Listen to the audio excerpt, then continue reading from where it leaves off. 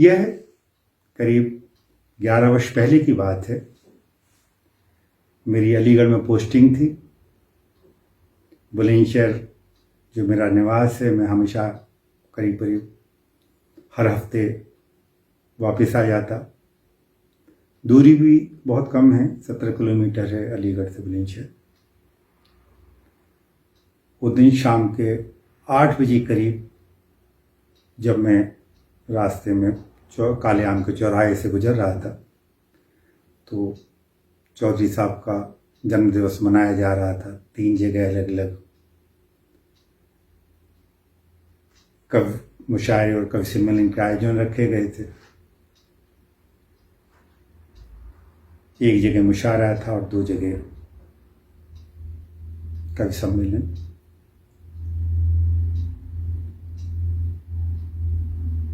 सब कटआउट पढ़े मैंने, बड़े बड़े कटआउट लगे हुए थे। लाउड स्पीकर की आवाज़ इतनी तेज़ थी कि तीनों की अलग अलग मिलके कि कौन क्या कह रहा है ज़रा मुश्किल होता था सुनना समझना। सब पढ़कर मैं अपने घर की तरफ बढ़ गया, तब सिर्फ एक लाउड स्पीकर की आवाज़ ही रह गई और उसमें जो भी गीत कविता गाई जा रही थी मुझे सुनाई देने लगी। मुझे कविता या गीत लिखते हुए तो 5 साल ही हुए थे, लेकिन वह समय ऐसा था जब कोई ना कोई मन में कोई ना कोई पंक्ति रहती और मैं उसको आगे बढ़ाता रहता। संयोग से मुझे उस समय एक ऐसी पंक्ति मिली हुई थी, देश के ऊपर थी, कि वो बहुत अच्छी बन पड़ी थी। तो करीब करीब गीत पूरा हो गया था, तो उसको मैं बार बार गुनगुनाता गाता दोहराता मैं अपनी धुन में चला जा रहा था। तभी एक आवाज़, एक स्वर मेरे कानों में पड़ा और मैं वहीं खड़ा हो गया। वो यही गीत था, नदी बोली समुंदर से मैं तेरे पास आई।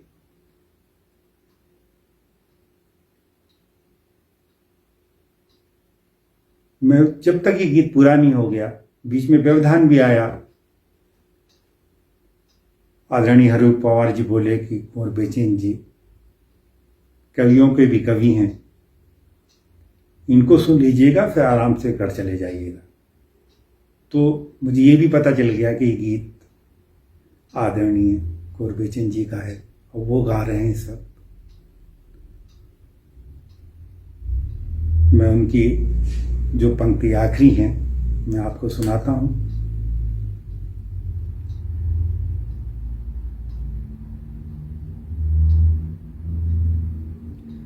पहन कर चांद की नथनी सितारों से भरा चल, नए जल की नई बूंदें, नए घुंघरू नए पायल, पहना झूमर नई टुकली, नई बिंदिया नया काजल। पहन आई महर गहना कि तेरे साथ ही रहना, पहन आई महर गहना कि तेरे साथ ही रहना। लहर की चूड़ियां पहना, लहर की चूड़ियां पहना, मैं पानी की कलाई हूँ। नदी बोली समंदर से मैं तेरे पास आई हूँ, नदी बोली समंदर से मैं तेरे पास आई हूँ।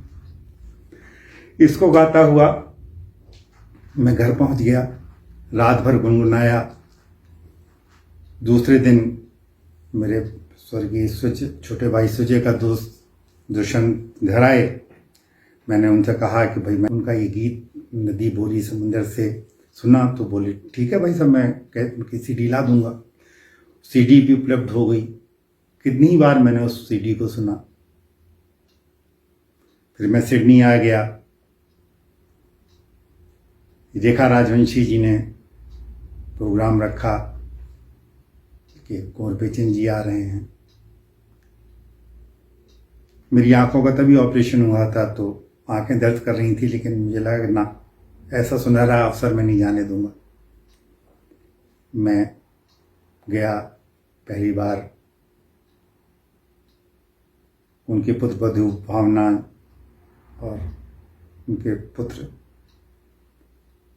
श्री प्रगीत से भी मुलाकात हुई, औपचारिक मुलाकात एक श्रोता की जैसे एक कवि से होती है। धीरे धीरे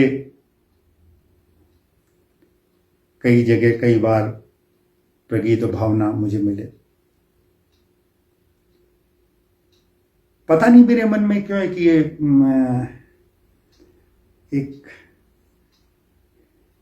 ये तमन्ना थी कि मैं आदरणीय बेचैन जी को भी अपना गीत सुनाऊं। मैंने बहन भावना से कहा कि मेरे दिमाग में एक बात आई है कि कभी बेचैन जी के साथ मैं बैठूं, अंकल के साथ, और वो अपना गीत ये सुना, मैं अब वो गीत सुनाऊं जो मैंने उस समय लिखा था। जब मैंने ये गीत सुना था उनका, उसी दिन मेरा एक गीत पूरा हुआ था। बहन भावना ने कहा कि तब तक भी कोविड का प्रकोप आ चुका था, महामारी फैल गई थी, जूम का समय आ गया। भावना ने कहा भी मुझसे कि भाई प्रोग्राम जूम पे रख लेते हैं। मुझे लगा ना, इतने आदरणीय और महान व्यक्तित्व को मैं जूम पे वैसे भी सहज नहीं हूं। नहीं, मैंने कहा जब बहन वो यहाँ आएंगे तब फिर साथ साथ गाएंगे। नियत को कुछ और मंजूर था।